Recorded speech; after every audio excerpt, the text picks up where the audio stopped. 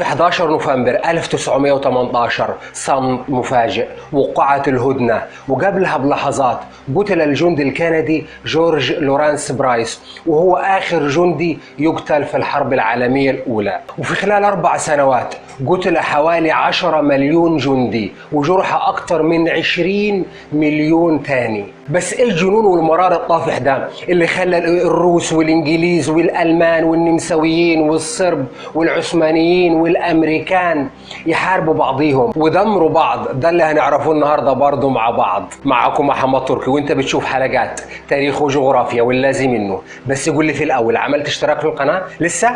عيب عليك والله. يلا اشترك بالقناه واعمل لايك للفيديو ويلا بينا.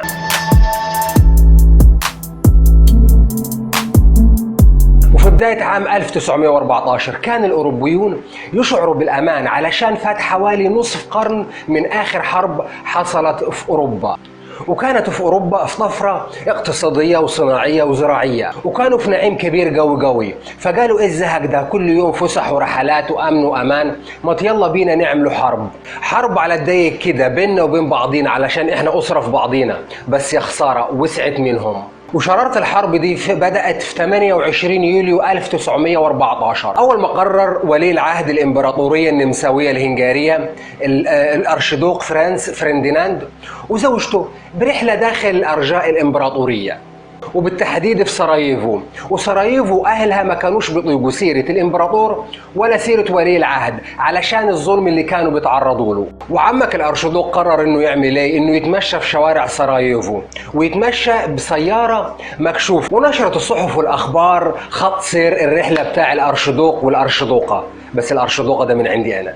كانوا في 6 أشخاص مستنينه علشان يفجروا العربية والموكب بتاعه، والأرشدوق هو بيتمخطر بالعربية بتاعته، فواحد من ال6 دول رمى قنبلة تحت العربية، بس طلعت اوت وجات تحت عربية تانية تبع الموكب بتاعه ونجا منها الأرشدوق. وبعدها بوقت قليل قرر انه يزور افراد الموكب بتاعه اللي صابوا اللي موجودين في المستشفى. وهو رايح يزور افراد الموكب بتاعه اللي موجودين في المستشفى، بالصدفة يمر قدام واحد من اللي كانوا عاوزين يقتلوه. فالواد قال ايه ده، مش ده الأرشدوق؟ يا محاسن الصدف، انت جيت لوحدك ولا الهوى اللي رماك؟ والواد ما استناش يا معلم، وطلع المسدس بتاعه ودب غربل الأرشدوق ومرته، وماتوا في وقتها. واللي قتل الأرشدوق كان اسمه غافير لوبرنسيب، وكان ولد صغير، كان عمره حوالي 19 سنة. بس المشكلة انه المسدس بتاع غافير لوبرنسيب اللي زودوه كانوا جماعات من صربيا، هم اللي ادوا له المسدس. وهنا مربط الفرس يا باشا. وبعدت النمسا الألمانية حليفتها الكبيرة لأنها ناوية تحارب صربيا علشان توقف معاها في الحرب ضد صربيا. فردت عليها ألمانيا وقالت حاربي اللي عايزة تحاربي، احنا في ظهرك يا برنسيسة. وفي 23 يوليو 1914 بعتت النمسا لصربيا عدة طلبات وشروط، وأهمها إنه صربيا تسمح للجنود التابعة للإمبراطورية النمساوية إنهم يجروا تحقيقات داخل الأراضي الصربية. وطبعا الكلام ده ما عجبش صربيا، وصربيا ردت وقالت صربيا ليست مقاطعة تابعة للإمبراطورية النمساوية الهنغارية، وشوحت لها بإيدها كده. وبعدها طلع وقال رئيس الوزراء الإمبراطورية النمساوية الهنغارية، وقال يجب علينا أن نخلص أنفسنا من الصرب، فهم منذ الأزل يقضون مضجع الإمبراطورية مثل الأفاعي. بيقول حكم الراجل ده. بس الخطوة دي هتضايق روسيا حليفة صربيا، وقرر المستشار الألماني بيسمان هولفيج الانضمام إلى النمسا في حربها ضد صربيا، وانتهاز الحرب دي لفرض واستعراض قوة وهيمنة الإمبراطورية الألمانية. وبالمناسبة الإمبراطورية الألمانية ما كانش اسمها الإمبراطورية الألمانية، اسمها الإمبراطورية بروسيا، وهي دي عدة دول ضمتهم ألمانيا وسمتهم بروسيا، ويحدها من الشرق روسيا. فطبعا بروسيا قالت ما ينفعش نسمي نفس الاسم، فعلت على روسيا وحطت حرف الباء. الجامدين جو الألمان دول يا أخي. وتوقعوا إنه الحرب على صربيا هتكون سريعة، إنهم هيخلصوا عليها في خلال أسبوع، ولأن حليفتها روسيا غير مستعدة لأنها لسه طالعة من حرب مع اليابان، وروسيا مساحتها كبيرة قوي. على ما يلموا ويجهزوا الجيش بتاعهم نكون إحنا خلصنا الليلة دي كلها. بس للأسف اللي اللي مستخبي لهم أسود من قرن الخروب. والرئيس الفرنسي قال يجب الأزمة الحالية أن تبقى محدودة داخل صربيا. ورئيس الوزراء البريطاني قال لقد اقتربنا من نهاية العالم. وفي وقتها بريطانيا كانت دولة محايدة، بس للأسف مش هتقدر تقعد محايدة على طول، علشان الجنون الألماني بيخلي الأقرع يشد في شعره. وجات اللحظة المرتقبة، وفي 28 يوليو 1914 شنت النمسا حرب على صربيا، ودخل الجيش النمساوي إلى صربيا، وأرسلت روسيا حليفة صربيا جنود إلى الحدود الإمبراطورية النمساوية الهنغارية. راحت ألمانيا بعدت إنذار لروسيا إنها تسحب قواتها من الحدود النمساوية، وده كان إنذار قوي وعلني من ألمانيا. وراحت روسيا ردت وقالت نيت، واللي يقدر يخرجني فرجني. وكمان ده زودت روسيا عدد قواتها على الحدود النمساوية، وبعت الإمبراطور الروسي نيكولاس الثاني رسالة إلى حليفته بريطانيا وملكها الملك جورج الخامس، ونص الرسالة بيقول: لا أعرف ما الذي سيحدث، لقد شنت النمسا حربا متهورة ضد صربيا، ممكن بسهولة أن تتحول إلى حريق يلتهم الجميع. ورئيس الوزراء الفرنسي سافر لروسيا علشان يطمن على جاهزية الجيش الروسي وقوة الحلفاء، لأن فرنسا كانت من أكبر حلفاء روسيا. وفي 1 أغسطس 1914 تحرك الجيش الألماني وأعلن الحرب على روسيا. وجهزت ألمانيا جيش ضخم كبير جدا، واستدعت العمال والفلاحين وحتى الطلاب اللي في المدارس للانضمام إلى الجيش الألماني. ما كانوش عاتقين حد، كانوا ناقصين يجيبوا العيال من الحضانة علشان يودوهم الجيش. بس ألمانيا قررت إنها تحارب فرنسا، وقالت نخلص من فرنسا وبعدين نروح لروسيا. وفي 3 أغسطس عام 1914 أعلنت ألمانيا الحرب على فرنسا، واستعد الجيش الفرنسي ب3 مليون جندي للحرب. المطحنة هتشتغل. وبيقول الكاتب ستيفن سفاي عن الجنود اللي استدعوهم للحرب عام 1914 سواء الجنود الألمان أو الفرنسويين، ويقول: ماذا عرف هؤلاء الجنود عن الحرب بعد حوالي أكثر من نصف قرن من السلام؟ لقد أصبحت أسطورة بطولية ورومانسية، ونظر الناس للحرب من منظور الكتب المدرسية واللوحات في المتاحف على أن الحرب للفرسان الشجعان مع دروعهم اللامعة، ويؤدون مسيرة النصر دون وقوع ضحية. إنها مغامرة برية ورجولية وتجربة رائعة ومثيرة.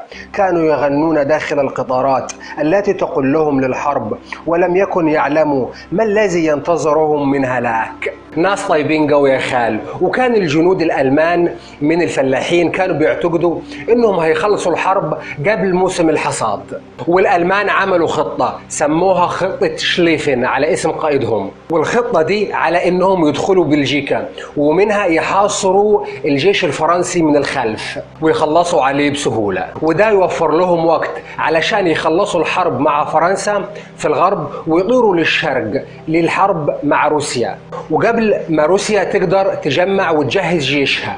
وبالمناسبة بلجيكا دي كانت دولة محايدة ما بين فرنسا وبريطانيا وألمانيا، وهي المسكينة في النص، بلد ما لهاش لا في الطور ولا في الطحين، بلد راقية ومتقدمة وبعيدة عن المجانين اللي حواليها. بس ألمانيا تسيبها في حالها أبدا. وبدخول ألمانيا بلجيكا، وده طبعا أغضب بريطانيا، لأن بلجيكا دولة محايدة والموضوع كبر يا معلم، وتقرر بريطانيا الدخول إلى الحرب ضد ألمانيا. والسسبنس كله هيشتغل يا باشا، بس ألمانيا قالت ولا يهمنا. وألمانيا اعتمدت على أن بريطانيا هتاخد وقت كبير على ما تجهز جيشها وتستعد وتعبر البحر لأوروبا، وإنها تخلص الحرب في بلجيكا بسرعة شديدة. ولكن حدث ما لا يتوقعه أحد.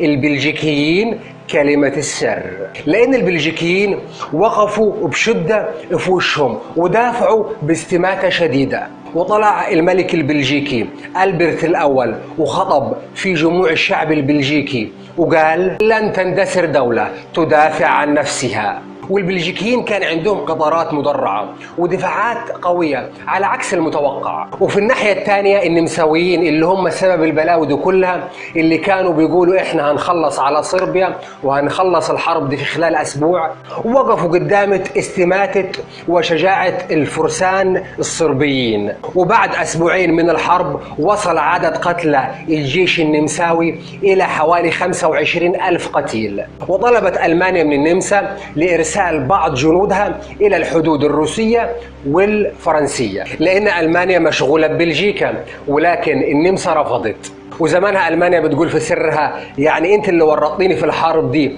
وما سمعاش كمان الكلام. طيب حاضر استنى عليا بس اخلص من الحرب في روسيا وفرنسا وانجلترا وبلجيكا واخلص عليهم واجي عليك اخلص عليك انت كمان. وبتقول وانا مالي كان الارشدوق ده يموت ولا ما يموتش.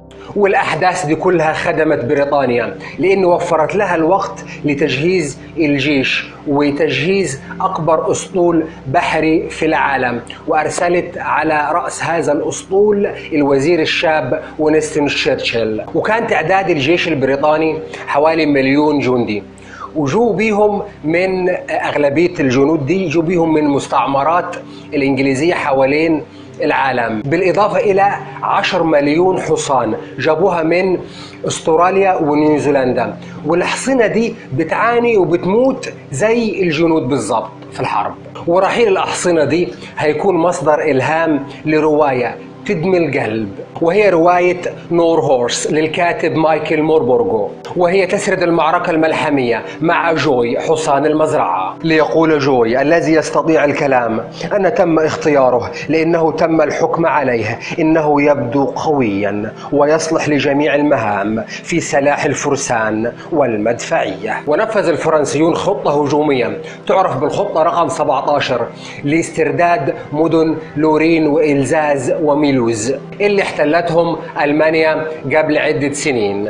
وهو ده كان أكبر الأسباب العداوة ما بين فرنسا وألمانيا. وفي 7 أغسطس عام 1914 استولى الجيش الفرنسي على مدينة ميلوز. وكان الجيش الفرنسي بيتكون من كتايب كبيرة، وكان تكوينه ما تغيرش من أيام نابليون. وكان في بعض المشاكل في الجيش الفرنسي، فكانت البدلة العسكرية بتاعته ما كانتش ملائمة للحرب الحديثة. فكان الجنود الفرنسيين يلبسوا بنطلون لونه أحمر، وده طبعا كان خطر. ليه؟ لأنه الألمان كانوا بيقدروا يحددوا من الألوان الزاهية دي مواقع وأماكن الجنود الفرنسويين. وكانوا يلبسوا معاطف ثقيلة قوي تحت حر أغسطس. وظهرت على شاشات الكاميرات والأخبار الفرحة على وجوه السكان المحليين لمدينة ميلوز بدخول الجيش الفرنسي. ولكن يا فرحة ما تمت. وبعدها ب3 أيام شن الألمان هجوم شديد على الجيش الفرنسي وطردوهم من مدينة ميلوز. والألمان ما اكتفوش بكده، لا أبدا، ده كمان ضربوا السكان المحليين